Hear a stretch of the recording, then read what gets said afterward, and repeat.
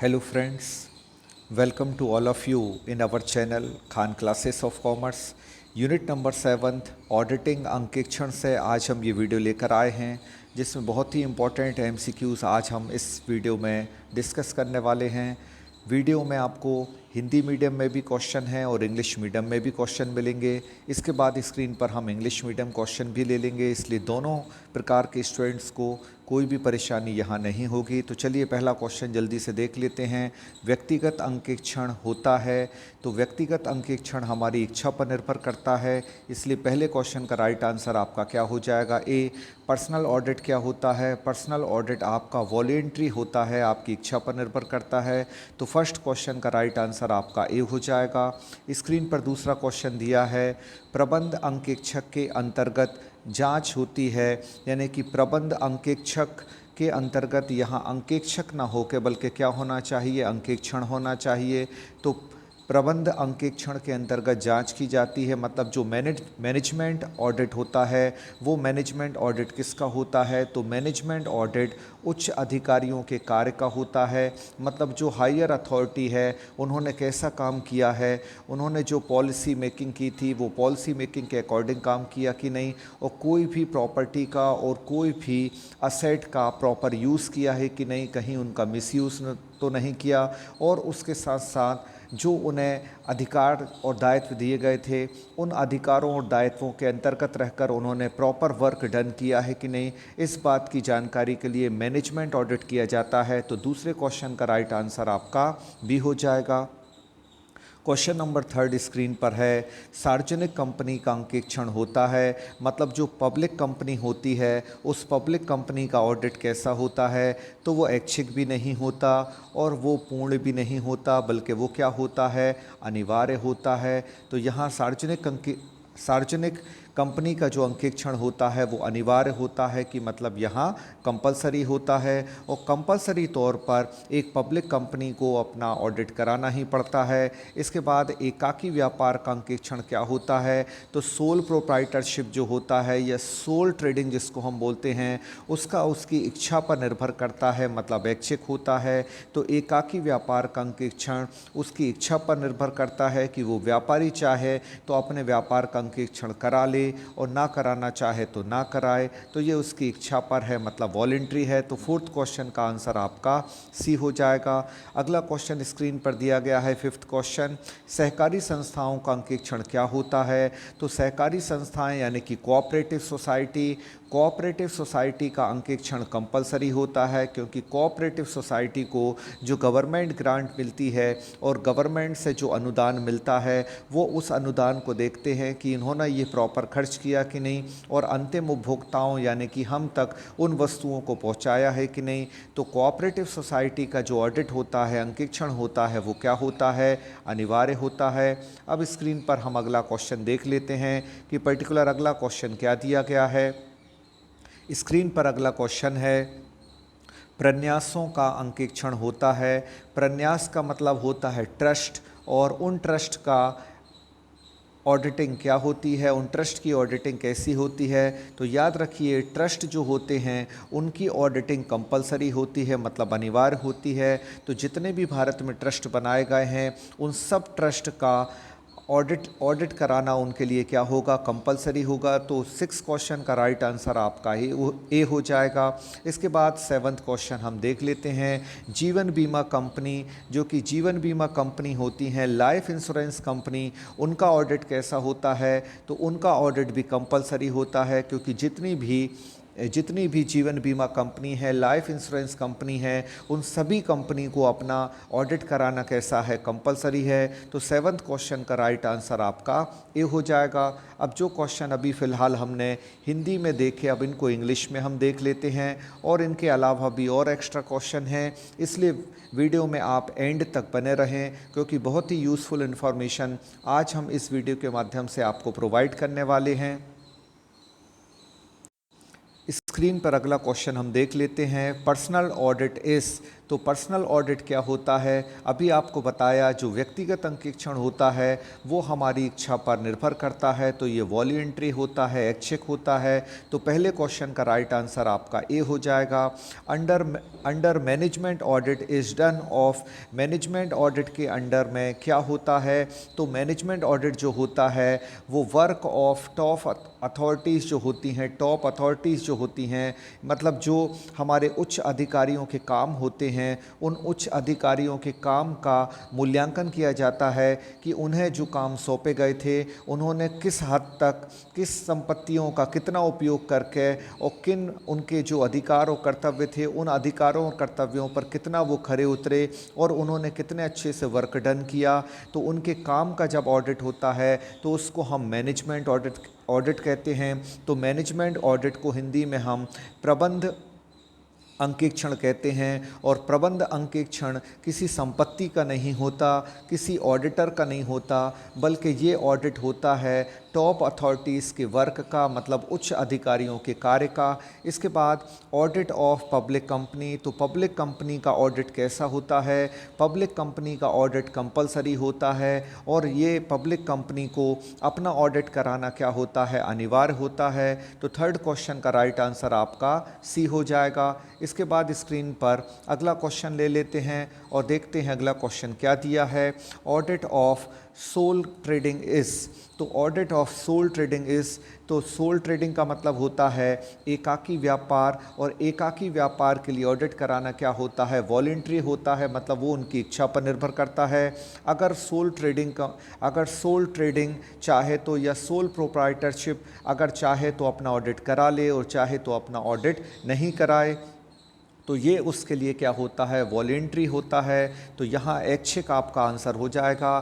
फिर audit of cooperative firm, तो cooperative firm के लिए ऑडिट कराना क्या है, कंपलसरी है, क्योंकि कोऑपरेटिव फर्म को गवर्नमेंट से ग्रांट मिलती है और गवर्नमेंट ये चाहती है कि उसके द्वारा दी गई ग्रांट, उसके द्वारा दी गई फैसिलिटीज़ को कोऑपरेटिव सोसाइटी या कोऑपरेटिव फर्म वो प्रॉपर तरीके से मैनेज कर रहे हैं कि नहीं, और अंतिम उपभोक्ताओं तक यानी फाइनल कंज्यूमर तक प्रॉपर बेनिफिट पहुंच रहा है कि नहीं। इसलिए कोऑपरेटिव फर्म और कोऑपरेटिव सोसाइटी का ऑडिट कंपलसरी होता है। तो फिफ्थ क्वेश्चन का राइट आंसर यहाँ बी हो जाएगा। फिर अभी हमने आपको बताया था ऑडिट ऑफ ट्रस्ट इज़, तो जितने भी ट्रस्ट होते हैं और जितने भी ट्रस्ट होते हैं उन सारे ट्रस्ट का ऑडिट क्या होता है, कंपलसरी होता है। तो जितने भी प्रन्यास होते हैं, न्यास होते हैं, उनका ऑडिट यानी कि उनका अंकेक्षण क्या होता है, अनिवार्य होता है, कंपलसरी होता है। फिर किसी भी लाइफ इंश्योरेंस कंपनी का ऑडिट क्या होता है, तो लाइफ इंश्योरेंस कंपनी, जीवन बीमा कंपनी का ऑडिट क्या होता है, कंपलसरी होता है, अनिवार्य होता है। तो सेवन्थ क्वेश्चन का आंसर आपका ए हो जाएगा। अब क्वेश्चन नंबर 8 हम स्क्रीन पर देख लेते हैं। ऑडिट ऑफ पार्टनरशिप फर्म क्या होगा, तो ऑडिट ऑफ पार्टनरशिप फर्म ये पार्टनरशिप की इच्छा पर निर्भर करेगा, वो चाहे तो ऑडिट करा ले, वो चाहे तो ऑडिट ना कराए। तो पार्टनरशिप फर्म का ऑडिट भी कंपलसरी नहीं है और एकाकी व्यापार का भी ऑडिट कंपलसरी नहीं है। अब इसके बाद क्वेश्चन नंबर 9 देख लेते हैं। स्टैट्यूटरी ऑडिट इज़, मतलब जो वैधानिक ऑडिट होता है, जो कानूनी ऑडिट होता है वो क्या होता है, तो कानूनी ऑडिट जो होता है वो कंपलसरी होता है, क्योंकि इस कंपलसरी जो ऑडिट है इसको टाला नहीं जा सकता। ये वैधानिक अंकेक्षण होता है और ये अनिवार्य प्रकृति का होता है। तो राइट आंसर 9th क्वेश्चन का आपका ए हो जाएगा, कंपलसरी हो जाएगा। स्क्रीन पर अब हम अगले क्वेश्चन देख लेते हैं कि आगे और क्वेश्चन क्या दिए गए हैं। तो अभी हमने आपको बताया साझेदारी फर्म का ऑडिट क्या होता है, ऐच्छिक होता है और ये साझेदारों की इच्छा पर निर्भर करता है। वो चाहें तो अपना ऑडिट करा लें और वो चाहें तो अपना ऑडिट ना कराएं। वैधानिक अंकेक्षण अनिवार्य होता है, जैसा अभी हमने आपको बताया। वैधानिक अंकेक्षण को हम कानूनी अंकेक्षण भी कहते हैं और कानूनी अंकेक्षण यानी स्टैट्यूटरी ऑडिट जो होता है वो अनिवार्य होता है, वो कंपलसरी होता है। तो 9th क्वेश्चन का राइट आंसर आपका ए हो जाएगा। 10th क्वेश्चन स्क्रीन पर देख लेते हैं। चालू अंकेक्षण उपयुक्त होता है। तो चालू अंकेक्षण किसके लिए उपयुक्त होता है? तो जो चालू अंकेक्षण उपयुक्त होता है वो बड़ी संस्थाओं के लिए उपयुक्त होता है, क्योंकि बड़ी संस्थाओं में काम बड़े ट्रांजैक्शन होते रहते हैं और ज़्यादा ट्रांजैक्शन होते रहते हैं। तो वहाँ अकाउंटिंग के काम के साथ साथ उसका ऑडिट का काम भी चलता रहता है। तो चालू अंकेक्षण किन संस्थाओं के लिए उपयोगी है? तो बड़ी संस्थाएं जो लार्ज स्केल पर अपना बिजनेस कर रहे हैं और वहाँ ट्रांजैक्शन भी लार्ज होते हैं, तो वहाँ ये चालू अंकेक्षण, जिसको हम कंटिन्यूअस ऑडिट कहते हैं, उसके लिए उपयुक्त होता है। अब जो क्वेश्चन अभी 10th आपको दिया है, देखिए उसी क्वेश्चन को घुमा कर दिया गया है कि चालू अंकेक्षण उपयोगी है। तो बड़े व्यापार के लिए चालू अंकेक्षण क्या होता है? उपयोगी होता है। जो भी लार्ज स्केल पर बिजनेस कर रहे हैं, जहां लार्ज नंबर ऑफ ट्रांजैक्शंस होते हैं, वहां आपका कंटिन्यूअस ऑडिट होता है। तो 11th क्वेश्चन का राइट आंसर आपका बी हो जाएगा। इसके बाद क्वेश्चन नंबर 12 देख लेते हैं। क्वेश्चन नंबर 12 दिया गया है, जहां अतिरिक्त जांच पद्धति संतोषजनक नहीं है, वहां अंकेक्षण की कौन सी पद्धति ठीक रहती है? इसका मतलब ये हुआ कि जहां इंटरनल चेक मेथड सेटिस्फैक्ट्री नहीं है, वहां ऑडिटिंग की किस मेथड का यूज़ किया जाएगा? तो वहां ऑडिट की चालू अंकेक्षण का यूज़ किया जाएगा। मतलब जो कंटिन्यूअस आपका ऑडिट है वो कंटिन्यूअस ऑडिट होता रहना चाहिए, क्योंकि इंटरनल चेक नहीं हो रहा है। तो कंटिन्यूअस क्या होना चाहिए? ऑडिट होते रहना चाहिए। तो 12th क्वेश्चन का राइट आंसर आपका ए हो जाएगा। इसके बाद अगला क्वेश्चन हम देख लेते हैं कि पर्टिकुलर क्या दिया गया है। अंतरिम अंकेक्षण का कार्यक्षेत्र निम्न में से होता है। तो अंतरिम अंकेक्षण वो होता है जो अंतिम अंकेक्षण के पहले कराया जाता है, जिसको हम इंग्लिश में इंटरिम ऑडिट कहते हैं। और इंटरिम ऑडिट का क्षेत्र किसके अंतर्गत आता है? तो अंतिम अंकेक्षण के लिए आता है। मतलब अंतिम जो अंकेक्षण होता है, फाइनल जो ऑडिट होता है, उस फाइनल ऑडिट के पहले जब हम एक ऑडिट कर लेते हैं और ये देख लेते हैं कि हमारी लेखा पुस्तकें सही रखी गई हैं कि नहीं, हमारी अकाउंट्स बुक प्रॉपर तरीके से रखी गई हैं कि नहीं, तो उस फाइनल ऑडिट के पहले एक हम इंटरनल ऑडिट अपने स्तर पर करा लेते हैं। उसको हम क्या कहते हैं? उसको हम अंतरिम अंकेक्षण कहते हैं, जिसको हम इंटरिम ऑडिट कहते हैं। तो इंटरिम ऑडिट फाइनल ऑडिट के पहले कराया जाता है, इसलिए उसका रिलेशन किससे है? फाइनल ऑडिट यानी कि अंतिम अंकेक्षण से है। फिर इसके बाद लिखा है सामयिक एक ऐसा अंकेक्षण जिसमें, तो सामयिक का मतलब होता है पीरियोडिक ऑडिट होता है। और पीरियोडिक ऑडिट एक समय विशेष पर किया जाता है, और वो समय विशेष कब आता है? वित्तीय वर्ष के अंत में, जब लेखा रखने का काम पूरा हो जाता है, हमारी अकाउंटिंग का काम पूरा हो जाता है, तो फिर हमारे ऑडिट का काम शुरू होता है। और ये ऑडिट का काम कब शुरू होगा? जब वित्तीय वर्ष का अंत आ जाता है, जब जैसे ही हमारा फाइनेंशियल ईयर एंड हो जाता है, उस फाइनेंशियल ईयर के एंड में हम क्या शुरू कर देते हैं? ऑडिट का काम शुरू कर देते हैं। और वैसे भी अकाउंटिंग का काम जहां खत्म होता है, वहां से ऑडिटिंग का काम शुरू होता है। यानी कि लेखा पुस्तकों में जब लिखने का काम खत्म हो जाता है, वहां से अंकेक्षण का काम शुरू हो जाता है। अब जो क्वेश्चन हमने अभी आपको हिंदी में प्रोवाइड किए, वही क्वेश्चन देखिए आपको इंग्लिश में भी दिए गए हैं। तो पार्टनरशिप फर्म का ऑडिट कैसा है? हमने अभी आपको बताया था कि ये वॉलंटरी होता है।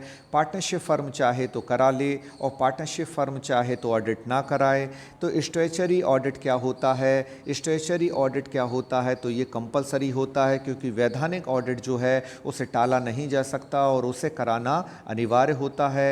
कंटिन्यूस ऑडिट किसके लिए सुटेबल है? तो अभी आपको बताया था कि चालू अंकेक्षण जो बड़े इंस्टीट्यूशन है, जिनको हम बिग इंस्टीट्यूशन या लार्ज इंस्टीट्यूशन कहते हैं, उनके लिए ये ऑडिट अनिवार्य है, उनके लिए ये ऑडिट जो है वो ज़रूरी है। इसलिए यहाँ for big institution continuous audit is suitable हो जाएगा। तो 10th क्वेश्चन का राइट आंसर आपका बी हो जाएगा। इसके बाद 11th क्वेश्चन देख लेते हैं। Continuous audit is useful for, तो पिछले ही क्वेश्चन को यहाँ घुमा कर दे दिया है कि कंटिन्यूस ऑडिट किस संस्था के लिए उपयोगी होता है। तो जो बड़ी संस्था होती हैं उनके लिए कंटिन्यूस ऑडिट उपयोगी होता है, क्योंकि कंटिन्यूस ऑडिट वहाँ उपयोगी होता है जहाँ ट्रांजैक्शन होते रहते हैं और साथ में ऑडिटिंग का काम भी चलता रहता है, क्योंकि हम इस बात का इंतज़ार नहीं कर सकते कि जब लेखा कार्य हमारा समाप्त होगा, मतलब हमारी अकाउंटिंग का वर्क एंड होगा, देन हम ऑडिटिंग स्टार्ट करेंगे, क्योंकि इतने नंबर ऑफ़ ट्रांजैक्शन होते हैं और इतना बड़ा हिसाब किताब होता है कि अगर हम पूरे का वेट करें तो ऑडिटिंग का काम हमारा अधूरा रह जाएगा। तो ऑडिटिंग का काम जहां अकाउंटिंग के काम के साथ साथ चलता रहता है, उस ऑडिट को हम कंटिन्यूस ऑडिट कहते हैं। और कंटिन्यूस ऑडिट उपयोगी कहाँ होता है, कहाँ यूज़फुल होता है, तो वो एक लार्ज इंस्टीट्यूशन